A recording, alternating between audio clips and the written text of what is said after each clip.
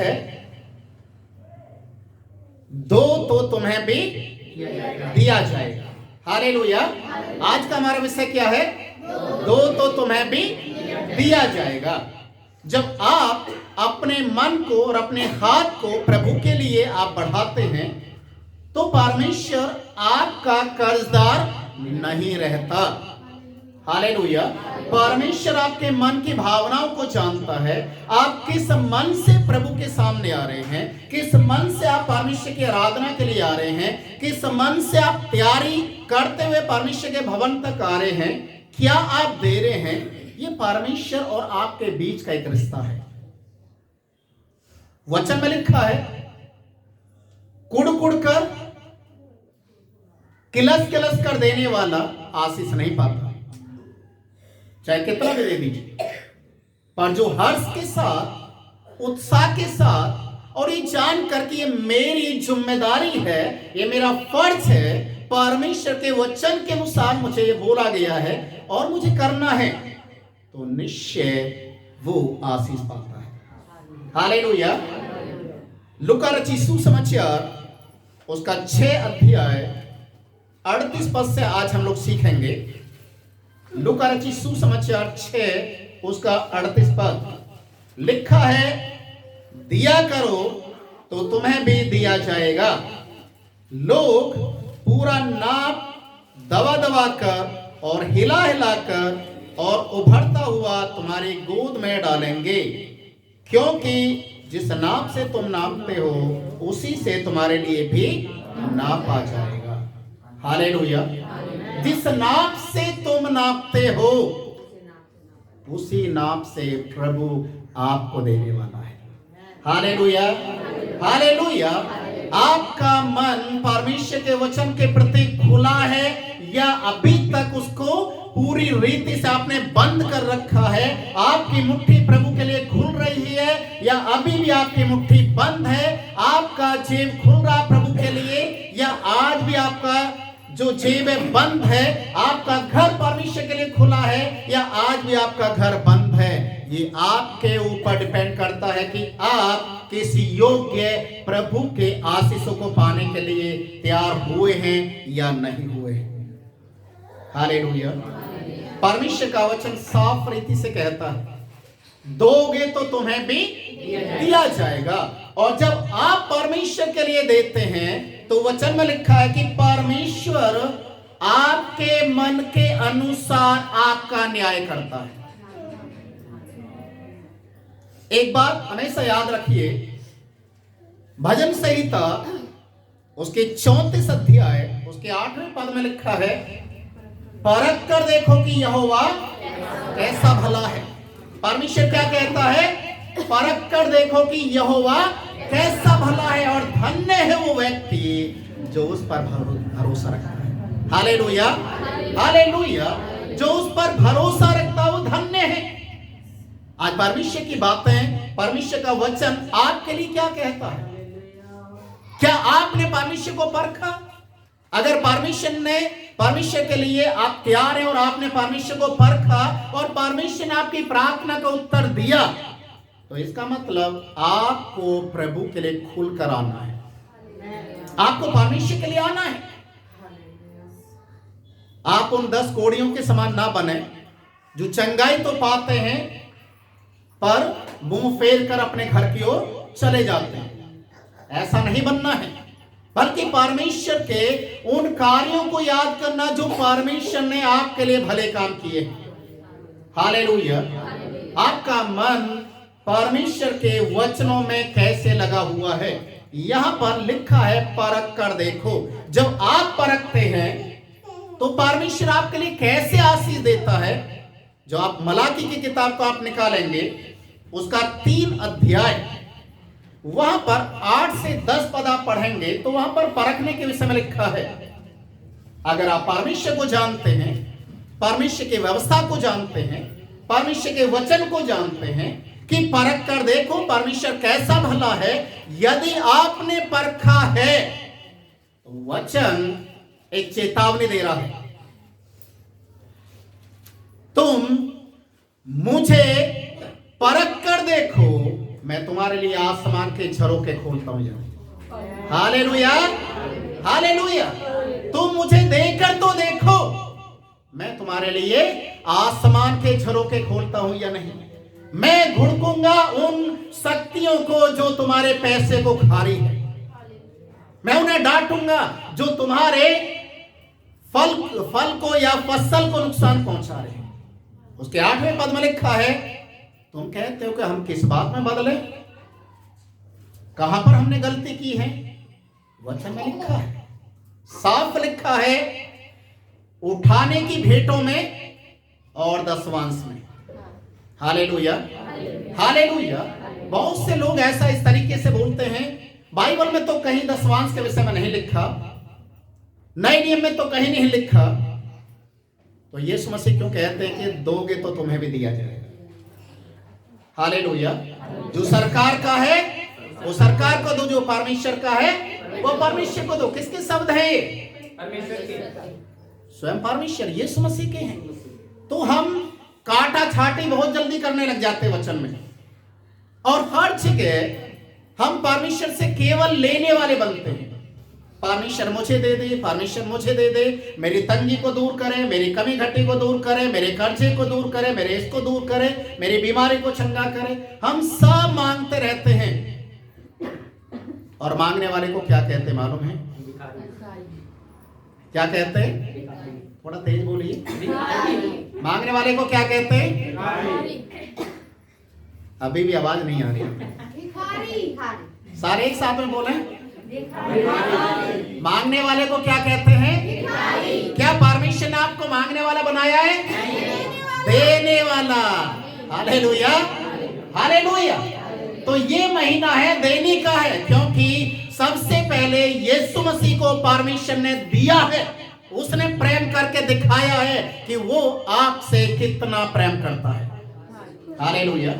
तो आपको अपने आप का बड़ा दिल करके परमेश्वर के लिए आना है।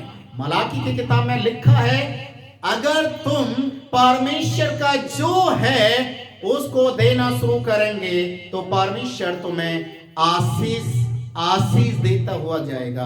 आपकी फसल के ऊपर, आपके जानवरों के ऊपर, आपके बच्चों के ऊपर, आपकी कमाई पर, आपके जितने भी इनकम सोर्स है सबको परमेश्वर प्लस करेगा। हालेलुया। प्रभु आपको बढ़ाएगा, प्रभु आपको बढ़ाएगा। आपको एक दिन प्रधानों के साथ वो आपकी गिनती करेगा। Hallelujah, hallelujah. इसलिए परमेश्वर का वचन कहता है कि जब तुम परमेश्वर के लिए दोगे तो परमेश्वर तुम्हें दबा दबा कर, हिला हिला कर, जब आप दबाने और हिलाने की बात करते हैं तो याद रखिए, जब आप अपने घर में आटा भरते, अपने जिसमें आटा आप रखते होंगे ड्रम में या कोई भी बर्तन में, तो आप कैसे भरते हैं? जितना आ गया उतना भरते हैं, दबा दबा कर, हिला हिला कर, फिर दबा दबा कर, फिर हिला हिला कर उसे पूरा भर देते हैं। हालेलुया। ये दबा दबा कर, हिला हिला कर परमेश्वर ऐसा ही आपके गोद में डालने जा रहा है। Hallelujah, hallelujah. परमेश्वर इसी प्रकार से आपको भरेगा, इसी प्रकार से आपको आशीषित करेगा। पर शर्त है कि क्या आप परमेश्वर को पहला स्थान देते हैं। शर्त है कि क्या आप परमेश्वर को देने वाले बन चुके हैं। अक्सर देखने में यही आता है, अगर घर के अंदर कई लोग कमाने वाले हैं तो सोचते हैं एक व्यक्ति का दशवांश चला जाए इतना काफी है। पर दशवांश का मतलब लोग कितने नहीं जानते।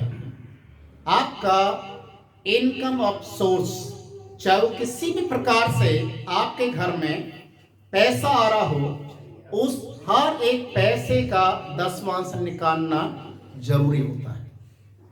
हर एक, चाहे वो फसल का हो, आप फसल बेच कर आ रहे हैं तो लोग कहते हैं कि फसल का दशवांश क्या देंगे, हम तो जो कमाई होगा, जो रोजगार लगेगा उसका दे देंगे। हर एक चीज का बाइबल के अनुसार जो आप देखेंगे, हर एक चीज का, चाहे वो फसल हो, चाहे वो फ्रूट्स हो, चाहे वो राशन का सामान हो, चाहे वो आपका कमाई का इनकम हो, पैसा हो, हर एक चीज का आप देकर देखिए, परख कर तो देखो। वचन में लिखा है आसमान के झरोखे परमेश्वर खोलेगा। परमेश्वर जब देने के लिए आता है तो उसके हाथ को कोई भी रोक नहीं सकता। Hallelujah, hallelujah. आपको अपने आप को देखिए, अगर आपके घर के अंदर 5 लोग हैं, एक व्यक्ति खाना खा रहा है और 4 उसके मुंह की ओर देख रहे हैं, तो क्या चारों के पेट में उस एक व्यक्ति का खाना जो खा रहा है उसके पेट में चला जाएगा? चारों के नहीं जाएगा ना। ठीक वैसा ही अगर आपको भी प्रभु से आशीष पाना है तो सबसे पहले आप अपने घर में अपने बच्चों को भी उन शिक्षाओं को देना शुरू करें कि नहीं, जो तेरे पास है। मैं आज परमेश्वर के नाम को धन्यवाद करता हूं। एक गवाही है, मेरी बेटी है जैस्मिन, अभी पढ़ाई कर रही है। इसको थोड़ा बंद कर दो, ये तो बहुत ज्यादा आवाज कर रही है।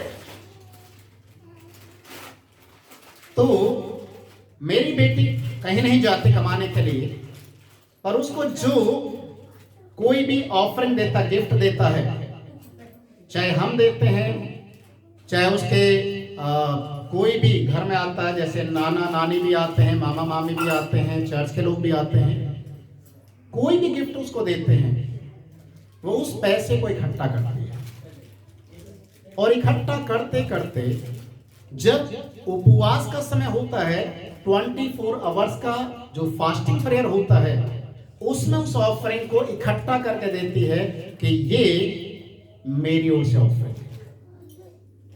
और मैं इस चीज से बड़ा ताज्जुब करता हूं कि, और परमेश्वर को धन्यवाद करता हूं कि प्रभु ने इस तरीके से मेरी बेटी को बनाया। हालेलुया। ये जो देने का मन है, वो चाहे तो अपने ऊपर खर्चा कर सकती है, सामान ले सकते, जवान है, स्कूल में जाते हैं, पढ़ने लिखने की बहुत सारी चीजें हैं, पर वो क्यों उस ऑफरिंग को अलग रखती है कि वो प्रभु के कार्य के लिए दिया जाए। हालेलुया। आपके बच्चे कितने ऑफरिंग कलेक्ट करके परमेश्वर के लिए निकालते हैं? आप बड़े लोग कितने अपनी कमाई को पूरी रीति से आप परमेश्वर के लिए निकालते हैं? ये सबसे बड़ी बात है। और आज हम कुछ उदाहरण देखेंगे बाइबल से कि परमेश्वर किस तरीके से देने वाले लोगों को तैयार करता है, और उनके लिए जब परमेश्वर हाथ को बढ़ाता है तो उस हाथ को बढ़ाने के कारण 30 गुना, 60 गुना, 100 गुना प्रतिफल परमेश्वर देता है। Hallelujah, hallelujah. मेरे साथ निकालेंगे पहले शमूएल की किताब, उसका 1 अध्याय, पहला शमूएल 1 अध्याय, उसका 26 से 28 पद हम पढ़ेंगे। तो यहां पर लिखा है, हन्ना अपने बेटे को लेकर परमेश्वर के भवन में जाती है। और इसका पूरा अगर हिस्ट्री को आप देखेंगे तो हन्ना पहले बांझ थी।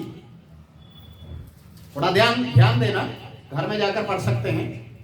हन्ना बांझ थी, उसको कोई संतान नहीं होता था। और ये जो बांझपन था उसका, वो उसके लिए सिरदर्द बना हुआ था, लोगों के लिए मजाक और ठट्टे का कारण बना हुआ था। और बाइबल में लिखा है वो इतनी ज्यादा दुखी थी कि वो अपने दुखों को बयान करने के लिए जाए तो किसके पास जाए? पति उसकी आंखों में आंसू देखता था तो पति भी उसको सांत्वना देता था और कहता था, क्या मैं तेरे लिए 10 बच्चों से बढ़कर नहीं हूं? क्या मैं तुझसे प्रेम नहीं करता? क्या तेरा आदर नहीं करता? क्या तेरी जरूरतों को पूरा नहीं करता? सब कुछ उसका पति का पूरा 100% सपोर्ट उसकी पत्नी के साथ था, हन्ना के साथ। और फिर भी हन्ना का जो दुख था वो दिन पे दिन बढ़ते गया।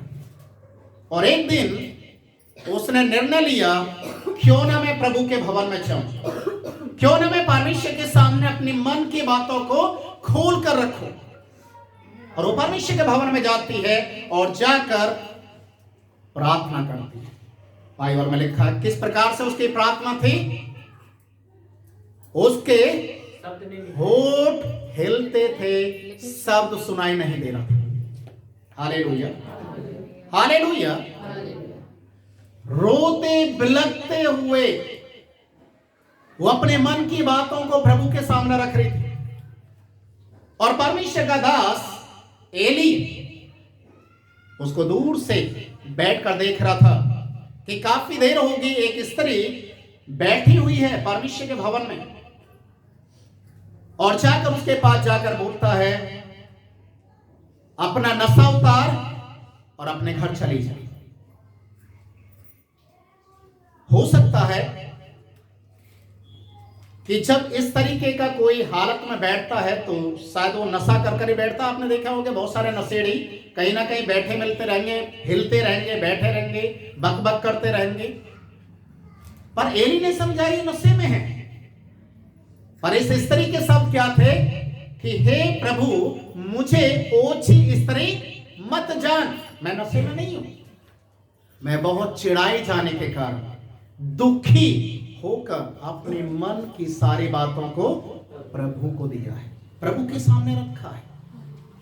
तो जब प्रभु के जन ने देखा कि ये दुखिया है, इसके शब्द नहीं निकल रहे मुंह से, पर मन प्रभु के सामने खोलकर रख दिया है। बोला, जा तुझे मन चाहा वर मिले। हन्ना उठी, अपने घर की ओर गई, और बाइबल में लिखा परमेश्वर ने उसकी शुद्धि दी।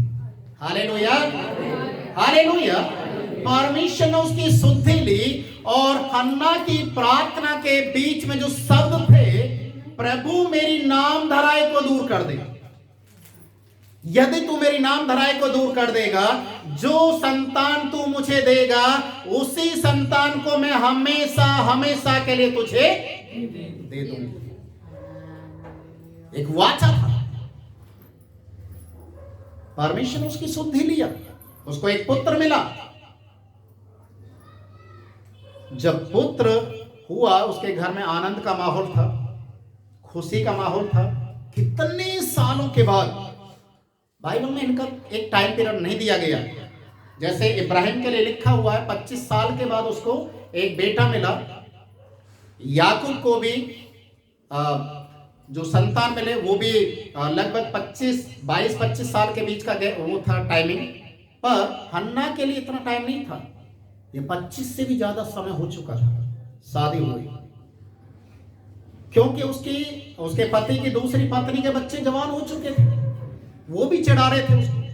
तो इसका मतलब बहुत लंबे समय के बाद उसके घर में एक आनंद आया, एक खुशी आई, और वो इंतजार करना शुरू किया, कब इस बच्चे ने दूध पीना बंद करेगा, तभी मैं इस बच्चे को परमेश्वर के भवन में लेकर जाऊंगा। 26 पद से जो हमने देखा है, पहला अध्याय, पहला शमूएल पहला अध्याय, उससे 26 से 28 में हन्ना जब अपने पुत्र को परमेश्वर के भवन में लेकर जाती है, तो वो याद दिलाती है प्रभु के जन को, एली को याद दिलाती है कि हे मेरे प्रभु, मैं वही स्त्री हूं जिसने परमेश्वर के भवन में बैठकर प्रार्थना किया था, और परमेश्वर ने मेरी सुन लिया, और ये बेटा जो परमेश्वर ने मुझे दिया है, ये बेटा मैं परमेश्वर के लिए देने के लिए आई। Hallelujah, hallelujah. परमेश्वर को देने के लिए आई हूं। उसके चेहरे के ऊपर मायूसी नहीं था, आनंद था। Hallelujah, hallelujah. परमेश्वर के सामने वो आई अपने बच्चे को लेकर, और बाइबल जब आप पढ़ेंगे ध्यान से तो लिखा है वो पूरे आनंद के साथ, गाजे बाजे के साथ आई है। वहां पर लोगों के लिए खाना खिलाने के लिए आई है, ताकि वो आनंद का मजा दूसरे लोग भी ले सके कि प्रभु सुनने वाला है। एक गवाही उसने दिया, अपने पुत्र को दे दिया। कितना बड़ा होगा उसका पुत्र, कितनी उम्र का होगा उस समय दिया होगा। एक बच्चा जब माँ का दूध पीना बंद करता तो कितना समय हो जाता उस समय? 3 साल, 4 साल, 5 साल, जो भी हो। इतने कम उम्र के बच्चे को परमेश्वर के लिए देकर आ रही है। देखिए अच्छी बात क्या है, उसका पति भी मना नहीं कर रहा है। हालेलुया। उसका पति भी कुछ नहीं बोल रहा कि इतने सालों के बाद एक बेटा मिला है, क्यों परमेश्वर के लिए देना है, क्यों देना है। और यही बात चर्च के लोगों के अंदर में शैतान डालता है, क्यों देना है, क्यों देना है। तेरी कमाई है, तू कमाता है, तेरे पास आ रहा, चर्च में क्यों देना है। तेरा कर्जा कम है, तेरे घर की परिस्थिति सही है, बहुत सारी चीजों को लेकर वो हमारे दिल दिमाग में डालेगा। अगर एक व्यक्ति तैयार भी हो जाता नहीं मुझे देना है, तो 10 लोग घर के दबाने की कोशिश करेंगे।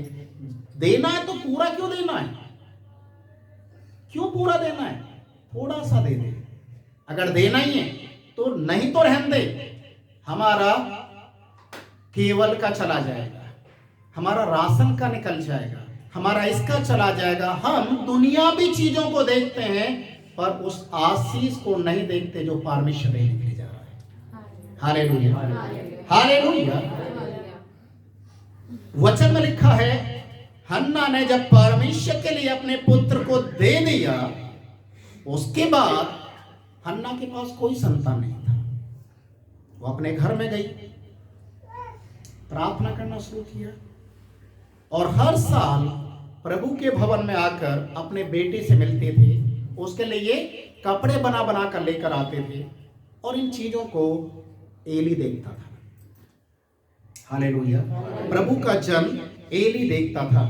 आप जब दूसरा अध्याय निकालेंगे उसका 21 और 22 पद आप पढ़ेंगे तो लिखा है, एली जब इस स्त्री को, हन्ना को देखता था कि इसके अंदर अपने बच्चे के प्रति बहुत प्रेम है, बहुत ज्यादा इसके अंदर में प्रेम भरा हुआ है, पर ये बच्चा तो इसने परमेश्वर के लिए दे दिया, अब इसके पास कुछ भी नहीं है। साल में एक बार वो आंसू बहाती है, उस बच्चे को गले से लगाते हैं, क्यों ना परमेश्वर इसके लिए आप इसका किया हुआ बदला आप दे दें। और लिखा है बाइबल में, एली ने प्रार्थना किया कि परमेश्वर तुझे तेरा मन चाहा वरदान और देगा, और इस स्त्री से, उसके पति को बोला, तेरी इसी स्त्री से तेरा वंश चलेगा। हालेलुया। तो परमेश्वर ने उसकी फिर से शुद्धि लिया और कितने संतान मिले, 3 बेटे। हालेलुया। ताली बजा सकते हैं, हालेलुया। कितने संतान मिल गए, 5।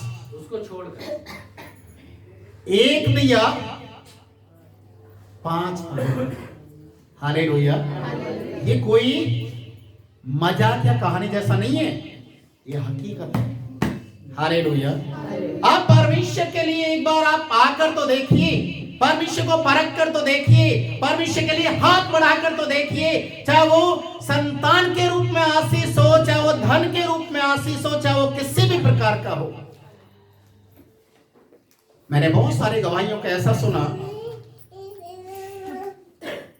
कई ऐसे लोग हैं, हमारे भारत देश की बात बता रहा हूं, कई लोगों ने अपना जमीन सेवा के लिए दे दिया, किसी ने अपना घर सेवा के लिए दे दिया, ये सेवा के लिए है, नाम कर दिया, पास्टर के, चर्च के नाम कर दिया, परमेश्वर के लिए। कुछ सालों के अंदर जो दिया उसका भी कई गुना परमेश्वर ने दे दिया। Hallelujah, hallelujah. ये जीवित गवाहियां हैं। परमेश्वर ने उन्हें इतना ब्लेस किया, इतना ब्लेस किया कि बाद में उनका मन प्रभु को और देने के लिए, एक तरीके का इन्वेस्टमेंट है। क्या है? इन्वेस्टमेंट। जितना आप दोगे उससे ज्यादा पाओगे। हन्ना ने 1 दे दिया, 5 पा दिया। हालेलुया। एक दूसरा कहानी है बाइबल में, पहला राजा की किताब आप निकालेंगे तो उसकी 17 अध्याय, ये एलिया की कहानी है, आप लोग सब जानते हैं। अकाल का समय है, पूरे इजराइल देश के अंदर अकाल है, कहीं भी पानी नहीं है, खाना नहीं है, कोई फसल नहीं है, कोई फल फ्रूट नहीं है, अनाज खत्म हो गया, सब कुछ दांव पर लग चुका है। लोग एक एक दाने के लिए, खाने के दाने के लिए तरस रहे हैं। हालेलुया। परमेश्वर एलिया से बातचीत करता है। पहला राजा उसके 17 अध्याय के 8वें पद से आप पढ़ेंगे तो लिखा है, परमेश्वर एलिया को एक ऐसे स्थान पर भेज रहा है जिनकी हालत पहले से खराब है। Hallelujah, hallelujah. कहां भेज रहा है? एक विधवा के घर में। और एक विधवा के घर में भेजता है और कहता है कि मैंने उस विधवा को तेरे लिए खाने का इंतजाम उसके घर में करने के लिए ठहरा दिया। थोड़ा सा मुश्किल है, थोड़ा सा मुश्किल है कि एक विधवा के घर में जाकर उससे यह बोलना कि मुझे परमेश्वर ने तेरे घर में रहने के लिए और मेरा खाने का प्रबंध तुझे ही करना है। बोलने के लिए बड़ा ही एक शर्म की बात भी है और बड़ा जिगर भी होना चाहिए, क्योंकि विधवा के पास बहुत सारे प्रश्न होते हैं। उसके पास कमाई का जरिया नहीं है, उसके पास कोई और भी इनकम सोर्स नहीं है, अकाल का समय। और एलिया जब उसके पास जाता है, वो लकड़ी बीन रही है और लकड़ी बीनते बीनते हो सकता है वो अपने मृत्यु के दिन को देख रही होगी। हो सकता है वो विचार कर रही होगी, अब मैं और मेरा बेटा जो भी हमारे पास बच्चा उसको खाकर मर जाएंगे, क्योंकि इसके बाद हमारे लिए जीने के लिए कोई भी जरिया नहीं है, सहारा नहीं है। पर इतना ही, प्रभु का जन वहां पर पहुंच जाता है और उससे कहता मुझे थोड़ा सा पानी पिला। स्त्री ने सोचा चलिए पानी तो थोड़ा है, पिला देते। जैसे वो पानी लेने के लिए मुड़ती है, पीछे से आवाज देता है, एक रोटी भी लेती हुए आना। Hallelujah, hallelujah. ये ठीक वैसा ही है कि आपके घर में आप खाना खाने के लिए आप बैठ रहे हैं, आपके पास 2 ही रोटी और कोई आकर भिखारी आपके सामने आकर खड़ा हो जाए और बोले कि अपना खाने में से एक रोटी मुझे भी दे दे। बहुत मुश्किल है, बहुत मुश्किल है। और अगर वो भिखारी आपके सामने खड़ा हो जाए और आपकी ओर देखता रहे कि मुझे भी दे दे, मुझे भी दे दे, आपको गुस्सा आने लग जाएगा। आप उसको बोलेंगे कि मुझे खाने दे पहले, फिर मैं देता हूं, या मेरे पास नहीं है। पर यहां पर देखिए इस स्त्री के शब्द क्या हैं, वो पलटकर जवाब देती है, आपको मालूम है मेरे घर में एक मुट्ठी मैदे को छोड़ और कुप्पे में थोड़ा तेल को छोड़ कुछ भी नहीं है। मैं लकड़ी इसलिए बीन रही हूं, मैं और मेरा बेटा 2-1 रोटी बनाएंगे, खाएंगे और उसके बाद मर जाएंगे। Hallelujah, hallelujah. परमेश्वर का दास कहता है मुझे प्रभु ने भेजा है। किसने भेजा है? प्रभु ने। प्रभु ने मुझसे कहा है कि उस स्त्री के पास जाना है, वहां तेरे लिए खाने का और रहने का इंतजाम मैंने किया है। तू पहले मेरी बात को सुन, जो मैं कह रहा हूं उसको कर, क्योंकि परमेश्वर क्या कहता है, जब तक अकाल के दिन खत्म नहीं होंगे तेरा आटा खत्म होने वाला नहीं है। Hallelujah, hallelujah. स्त्री ने जब इस बात को सुना तो हो सकता है थोड़ा सा कंफ्यूजन में आगे होगी, मैं इसकी सुनूं या अपने घर के हालात को देखकर कदम को बढ़ाऊं। यही होता है ना, हर एक व्यक्ति के साथ यही होता है। मैं किसकी सुनूं? देखिए मन भी 2 तरीके से होते हैं, 2 तरीके के विचार बने रहते हैं, करना नहीं करना, जाना नहीं जाना, ऐसा में पड़ा रहता है, हमेशा सोचता रहता है। पर अगर कोई दृढ़ता के साथ कहता नहीं ये प्रभु का जन है, प्रभु ने जो बोला है, परमेश्वर मुझसे बातचीत करा, मेरे हालातों को जानता है, चाहे मेरे घर में अनाज है या नहीं है, चाहे मेरे घर में संतान है या नहीं है, मुझे परमेश्वर के लिए देना है। परमेश्वर तू मेरी सुनेगा, तू मेरी परिस्थिति को बदलेगा। और एक बार आप परख कर देखिए परमेश्वर कैसे काम करता है। Hallelujah, hallelujah. और यहां पर स्त्री ने रोटी बनाई और प्रभु के जन के लिए दे दी है। हो सकता है वो कुड़कुड़ कर रही होगी, हो सकता है उसके मन के अंदर विचार चल रहे होंगे एलिया रोटी को खा रहा होगा, वो दोनों माँ बेटा बड़ी बुरी तरीके से उसकी ओर देख रहे होंगे। हमारी रोटी को ये खा रहा है, अब हमारा क्या होगा? Hallelujah, hallelujah. परमेश्वर के वचन में लिखा है, एलिया ने बोला जा अब अपने लिए बना ले। हालेलुया, अब अपने लिए बना ले। ये स्त्री बड़े हैं दबे पैरों से चल रही होगी, आटे के ड्रम की ओर देख रही होगी, हिला हिला के देख रही होगी, कुछ भी नहीं है। क्या बनाऊं? जो था वो तो बना कर दे दिया।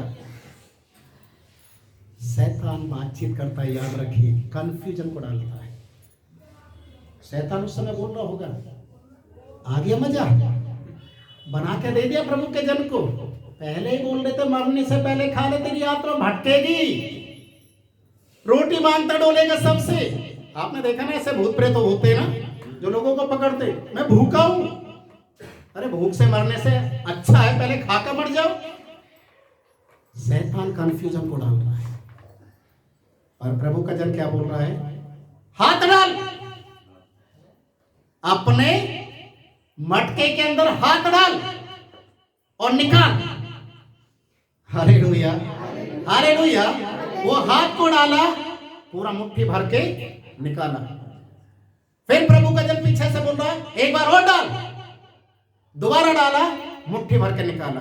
एक बार और डाल, फिर डाला, फिर निकाला, फिर डाला, फिर निकाला। कितनी रोटी बन गया? भर पेट। हालेलुया, भर पेट दोनों माँ बेटा ने खाना खाया। और उसके बाद अगले दिन भी यही हुआ। जब खाना बना, हाथ डाल, निकाल, मटके को हिलाकर देख रहे कुछ भी नहीं है, और आंख बंद करके हाथ डाला और निकाला तो आटा निकल रहा है। Hallelujah, hallelujah. जब उसके रिश्तेदारों को मालूम चला, जो विधवा मरने वाली थी वो तो खाना खा रही है, शायद पहले उसको सबने छोड़ दिया होगा मरने के लिए। अक्सर ऐसा होता है, जो दुखी में होता है, लाचार हो जाता है, बेबस होता है, किसी के सहारे की जरूरत होती है, लोग फोन पे बंद कर लेते हैं आज के डेट में। उन्होंने जब सुना खाना कहाँ है, उस विधवा के पास है, वो आराम से खा रही है, रोटी के ऊपर रोटी लग रही है उसके घर में, हम भी वहीं चलेंगे। लिखा है बाइबल में, पूरे घराने के लोगों ने जब तक अकाल पूरा नहीं हुआ उस विधवा के घर में खाना खाया। Hallelujah, hallelujah. परमेश्वर के नाम को धन्यवाद हो। दो तो तुम्हें दिया जाएगा। यहाँ पर आज हम लोग जब देख रहे हैं कि परमेश्वर किस तरीके से देता है, जो अनबिलीव है, लोग आसानी से विश्वास नहीं कर सकते, पर परमेश्वर हर एक असंभव कार्य को संभव करता है। और बाइबल में लिखा हुआ है, मरकुस रचित सुसमाचार 10 अध्याय उसके 27 पद को आप पढ़ेंगे, जो मनुष्यों से नहीं हो सकता वो परमेश्वर से हो सकता है। Hallelujah, hallelujah. आप चाहे कितनी भी मेहनत कर रहे हो, कितना भी परिश्रम कर रहे हो, अगर आप परमेश्वर को धोखा दे रहे हैं या परमेश्वर के वचन को सुनने के बाद भी अनसुना कर रहे हैं, परमेश्वर के लिए हाथ बढ़ाना आपने बंद कर रखा है, आपकी परिस्थिति कभी भी ठीक होने वाला नहीं। ये सच्चाई है। मैं कल एक के घर में था और उन्होंने मेरे से एक बात को बोला, पास्टर जी आप प्रार्थना कीजिए हमारे लिए। मैंने कि क्या प्रार्थना करें? बोला हमारी जो कमाई है, हमारी जो सैलरी है, वो कट पिट कर हाथ में आ रही है, और जितनी आ रही है घर का गुजारा नहीं चल रहा। आप हमारे लिए दुआ करें। सारा पैसा डॉक्टरों के पास जा रहा है। मैंने कि क्यों जा रहा है? क्यों जा रहा है? आपको बार बार एक ही चीज को बोला गया, प्रभु के लिए ईमानदार बनो, प्रभु के लिए खराई के साथ चलो। आप सुनते नहीं सुनते तो अब जो हालत आपकी है तो आपके सामने है। तो बोला मुझे याद है परमेश्वर को दसवां देना चाहिए, परमेश्वर को जो चर्च का मेंबरशिप है वो देना चाहिए, ये देना चाहिए, वो देना चाहिए। मैंने कहा वो दिन कब आएगा, वो दिन कब आएगा, देखेंगे। और मैं आपको बताना चाहता हूं आज के डेट में चर्च का मेंबरशिप का जो 100 रुपए एक महीने का देते मेंबरशिप का, आज लगभग 9 से 10 हजार रुपए उनके ऊपर चर्च का मेंबरशिप का पेंडिंग।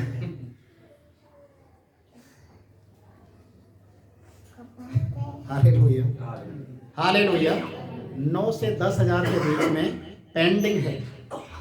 जब 100 रुपए तो चर्च की सेवा के लिए नहीं निकाल सकते जो तुम्हारा है, तो परमेश्वर के लिए दसवांश कहां से निकालोगे? और सैलरी अगर मैं आपको बताऊं तो आपके पैरों से जमीन निकल जाएगी। लगभग 50,000। Hallelujah, hallelujah. आज उनकी स्थिति बहुत दयनीय हो रही है। इसका उधार, उसका उधार, इसका उधार, उसका उधार, उधार उनका कम नहीं हो रहा। अब लोगों ने उधार देना बंद कर दिया। भूखमरी उनके घर में आ चुका है इस समय। मैं आपको सच्चाई बात बता रहा हूं, भूखमरी आ चुका है। और हमेशा मैं उनको एक ही चीज को बोलता हूं, प्रभु के लिए तैयार हो जाए। और ये भी सच्चाई है, जब उन्होंने प्रभु के लिए हाथ बढ़ाया उनकी परिस्थितियों को परमेश्वर ने बदला। हालेलुया। परमेश्वर से आशीष पाने के लिए हमेशा मांगने वाला ही नहीं होना है। ये महीना है देने का, ये महीना परमेश्वर के लिए कुछ करने का, ये महीना परमेश्वर के लिए ऐसा अपने जीवन को खोल कर लेकर आइए, अपने परिवार को खोल कर लेकर आइए सामने कि आज हमारा प्रभु इस दुनिया में जन्म लिया है, तो हम दुनिया के लोगों को दिखा दें हमारा यीशु कोई साधारण नहीं है, वो अद्भुत युक्ति करने वाला है। मैं आपको एक सच्चाई और बताना चाहता हूं। बाइबल में परमेश्वर ने एक व्यक्ति से वाचा बांधा, एक व्यक्ति से, और उसको कहा सारी दुनिया के कुल, सारी दुनिया के लोग तेरे द्वारा आशीष को पाएंगे। कौन है वो? इब्राहिम। इब्राहिम जब अपने घर से निकला, प्रभु में विश्वास किया, तो उसे कुछ छोड़ना पड़ा या नहीं? छोड़ना पड़ा। जब उसने परमेश्वर के लिए छोड़ा, प्रभु में आगे बढ़ना शुरू किया, तो इस बात को भी नहीं भूलना चाहिए, दसवांश देने की प्रथा उसी ने शुरू की। हालेलुया। और परमेश्वर ने इब्राहिम को कैसा आशीष दिया है? पूरी दुनिया के अंदर जितने भी धनवान लोग नजर आएंगे, सारे इब्राहिम की संतान कहलाएंगे। हालेलुया। परमेश्वर के लिए सोच कर देखिए, वो हमारे लिए कंगाल इसलिए नहीं बना कि हम कंगाल बने रहे, हम दरिद्र बने रहे, हमेशा मांगने वाले बने रहे। परमेश्वर इसलिए कंगाल बन गया ताकि आप क्या हो जाए? आप इस बात पर विश्वास करते हैं? प्रभु यीशु मसीह इसलिए कंगाल बना ताकि आप धनवान हो जाएं। बोल सकते हैं? तो अंगीकार करें इस चीज को। आप बोले अपने मुंह से, मैं कंगाल होने के लिए नहीं, धनवान होने के लिए बुलाया गया। यीशु मेरे लिए कंगाल इसलिए बना ताकि मुझे अधिपति लोगों के साथ बैठाए। यीशु इस दुनिया में इसलिए आया ताकि मुझे स्वर्ग तक लेकर जा सके। यीशु अधोलोक में इसलिए गया ताकि वो मरकर जीवित हो जाए, और आज मेरा विश्वास भी जीवित है। Hallelujah, hallelujah. आइए समय प्रार्थना की ओर जाएं। प्रभु इस वचन से मैं आशीष